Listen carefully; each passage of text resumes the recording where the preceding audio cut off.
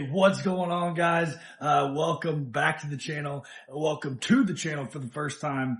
If it is your first time, but my name is TJ LaFavor, and we are back at First Form HQ today. So we got a special treat for you guys. I haven't done a video like this yet, but yesterday had a incredibly challenging team workout, and I am very sore today. And for the longest time, I made the mistake of stretching for my recovery. Once you actually dive into this, which I'm going to do this in a second, when you dive into it, you realize that stretching is actually not the best thing for recovery. And there's really 3 and sometimes 4 things that I focus on, that I want to share with you guys that I think will help you. First and foremost, why is stretching not the best idea? Think about it. Okay.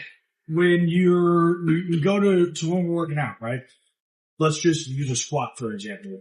You're going down with a weighted barbell or dumbbells or whatever, right? And as you're squatting down, your muscles are stretching, they're lengthening, right? And it's also lengthening against your resistance, which means it's kind of trying to slow that process and not just let it completely slip. Well, during that process, when that's happening, there's micro trauma tears occur, okay? And these micro trauma tears, okay, that's what caused a lot of the pain because, it torn your muscle, right? There's going to be some pain. There's going to be some inflammation associated with that. However, this is important because that's where when we consume the right protein, the right macronutrients, all those things like those we build our muscles grow, right? But it's still that's really what caused the majority of the soreness. And so this is really, when you think about that's how that happens, that's why you really want to avoid stretching for recovery, right? Because if we create these tears like this from stretching, why are you going to go like this and go here and stretch and pull and smooth? Like, it doesn't make any sense, right? So there's a few things that you want to focus on when it comes to optimizing your recovery time, decreasing soreness so you can stay more consistent in the gym and get the results that you're after. So first thing here, I'm starting with some foam rolling.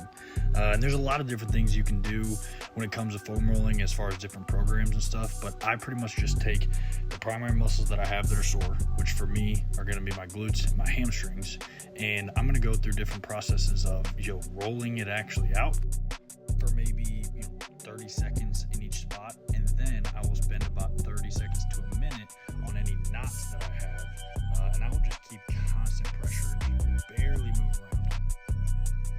Next up, I'm just going to do some light movement, and it really kind of depends on the day for me, but I might jog, I might hit some rowing, especially if my legs are really sore, because I feel like that helps get the blood flowing through those areas. Or I might hop on the treadmill and just walk, right? But really, you just want to do any sort of light activity that's going to get those muscles moving and get some blood flowing, because it's going to help kind of excrete any of the waste and stuff out, as well as get some good blood flow to the area. Okay, so we got foam rolling, right? We've got our light activity, whether it's walking, jogging, rowing, biking, whatever, okay? Third thing, okay, and this is not going to come as much surprise, but hydrate. You got to drink your water, okay? Your water, our body is the vast majority made of water, but water is really that transport medium that helps remove a lot of these, damaged proteins or inflammatory markers or whatever it might be. It helps flush them out of our body, which can help, move those things out of the sore areas that are leading to some of that soreness. But it also help transport good nutrients in to help out with that recovery. All right. And so the fourth thing, right? So again, we got our foam rolling, we got light activity, we got to make sure we're drinking more water, okay? Which I typically recommend a gallon a day for everybody. Like, it's perfectly fine. But the fourth thing, and the research is kind of mixed on this, to be completely honest, okay? But is a little bit of cold and then hot contrast therapy. And the idea here, right, is that the cold will help reduce the inflammation, right?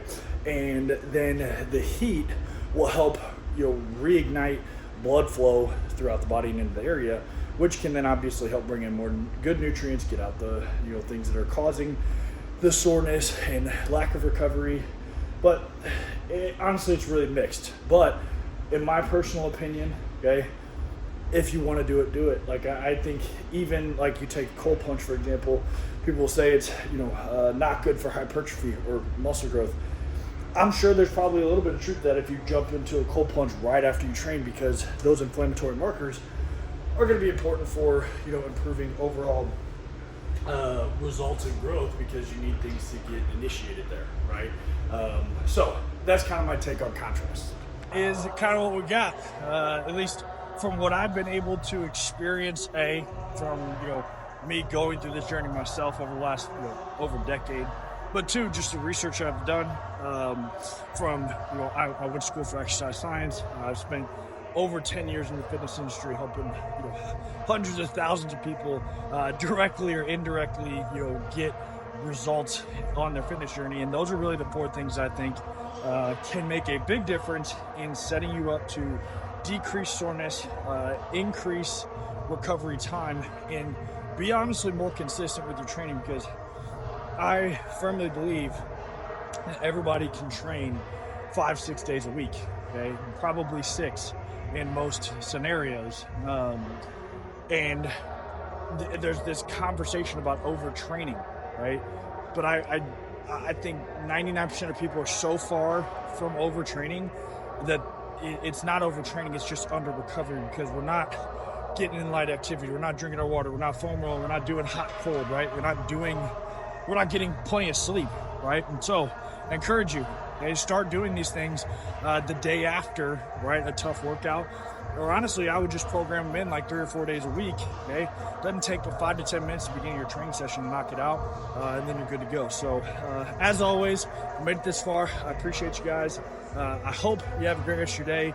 And if there's, anything you've gotten from this video or my channel that's brought you value or helped you in any way, shape, or form, I just ask you, like, comment, subscribe, share with a friend, because I'm really just trying to continue to grow this mission of the Pay Yourself First project, and just create a community of people that are setting huge goals, crushing them, and inspiring everybody around them. So I love you guys. I appreciate you guys, and I'll see you later.